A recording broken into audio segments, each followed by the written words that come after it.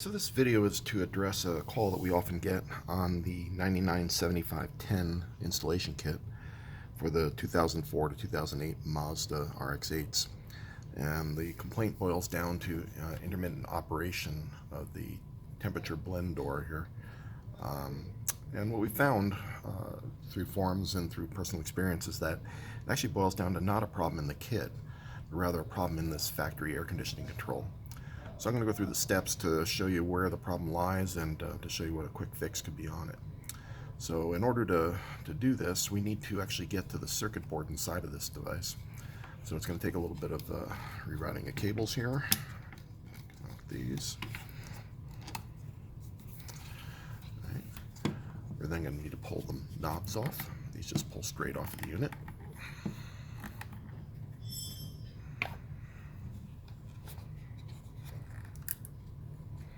This one's actually broken. There are some tabs, and these are a little fiddly. You need a small flat blade screwdriver or a pick like I have here. And these little guys right here have to push in, and it will release that part.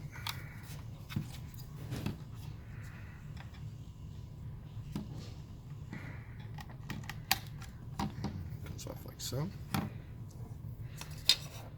And the same for the other side.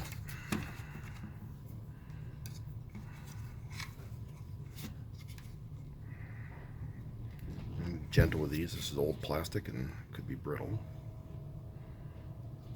Just depress it.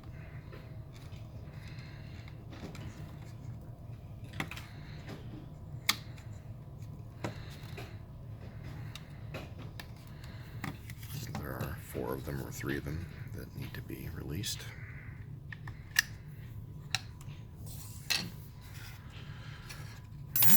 Next, these little lenses here pop off. There's a bit of tape that has them stuck in there. Might do a bit of wiggling. Okay. And there are 4 number 1 Phillips screws in the 4 corners of this bezel.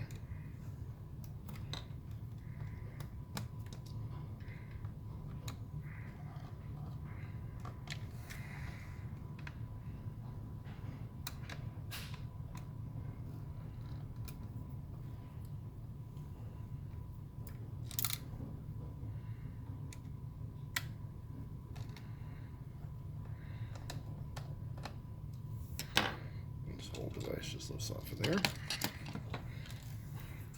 And that exposes our circuit board.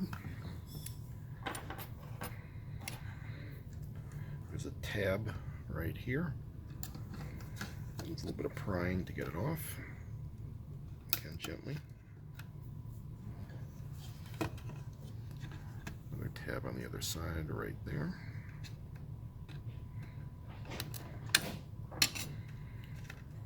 And then we want to sort of just fish this board out of here.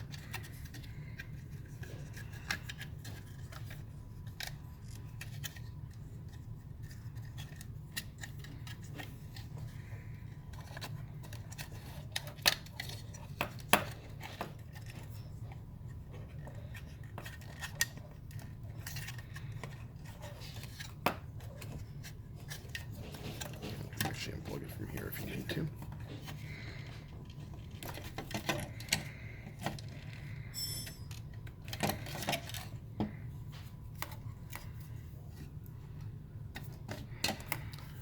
Alright, so our actual problem lies in what's known as the rotary encoder. This guy right here is basically a rotary switch. There's 3 contacts on it that run through the board and are soldered back here. 1, 2, and 3. These are the anchor points for it. Those may be a problem as well, but you're not be able to get it in the resolution of this video. But these have what's known as a cold solder joint. From the factory, either the temperature they soldered it at or just through wear and tear, movement through the time, the solder that connects these to the board is cracked. And as it moves around, it makes it an intermittent connection. So these 3 need to be resoldered, and we'll probably touch up those as well. Best way to do this would be to remove the old solder with either a solder sucker or solder wick. I don't have any of that handy, so I'm just going to reflow them with the solder that I have right now. For this, you'll need a soldering iron with a small tip. Too much heat will cause damage to the board, so that's just kind of a fine little screwdriver flat needle tip. And what we're going to do is we're going to flow solder back into those multiple points. For this, you're going to want to use a fine solder. Higher quality solder works better than low quality. I'm using a 60-40 blend with rosin core.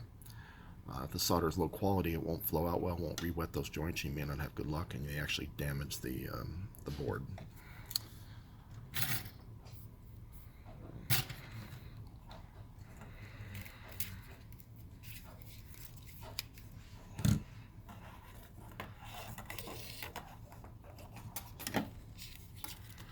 Just present it here in a way that you can see what I'm going to do.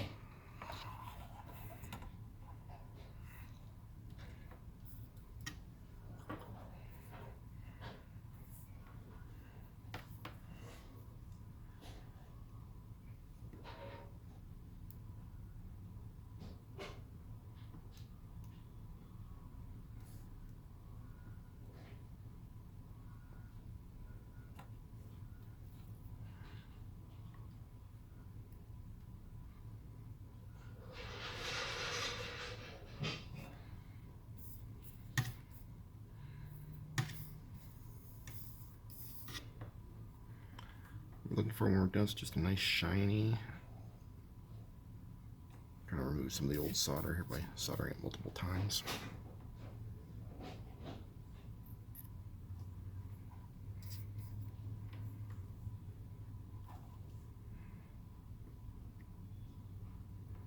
Okay, that'll probably do it.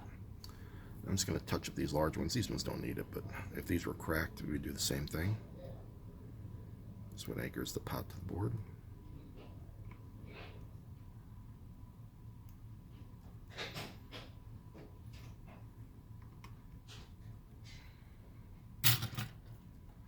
So that should be all it takes to get this up and running again.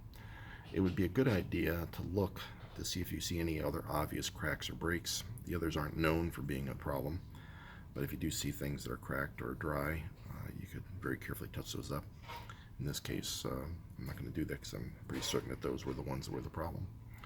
At this point, it's just basically reverse of what we just did. I'm going to go ahead and put it back together.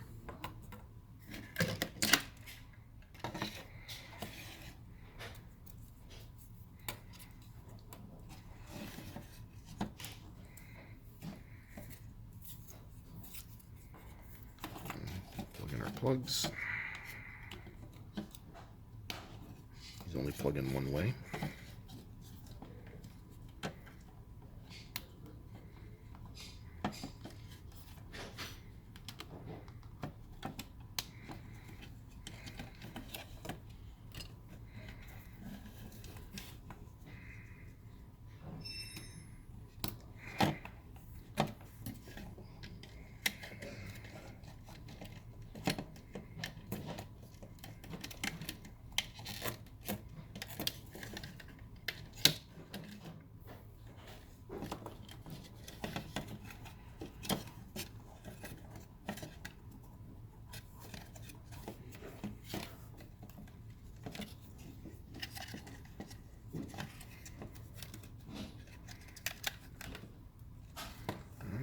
Nestled back in, got to get it back into those same clips.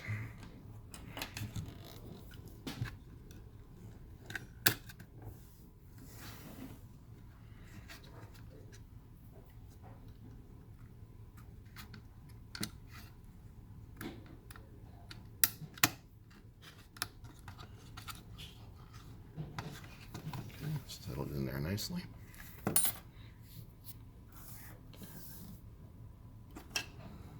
Reinstall our center button with its 4 #1 screws.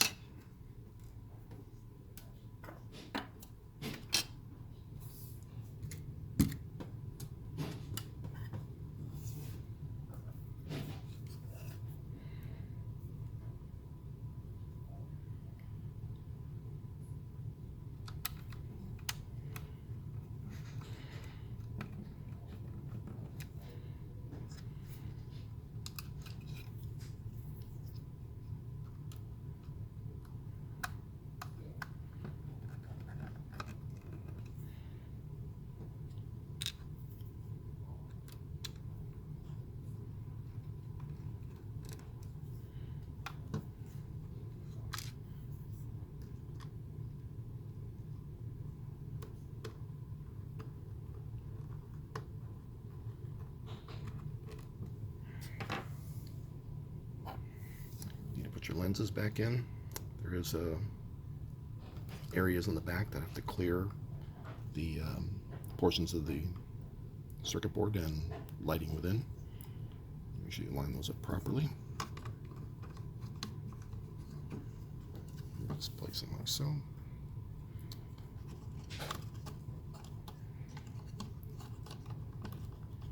Kind of key into there.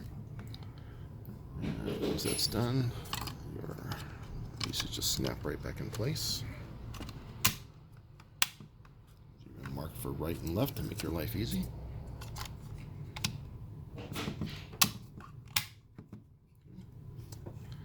And the knob goes back in.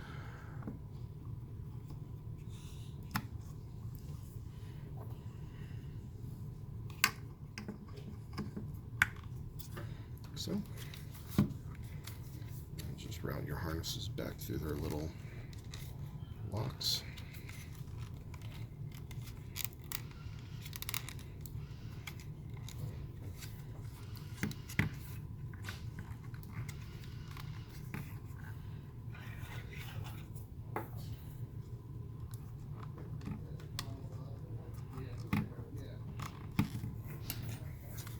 Okay. And that should be repair. Back to normal operation. Everything should be good.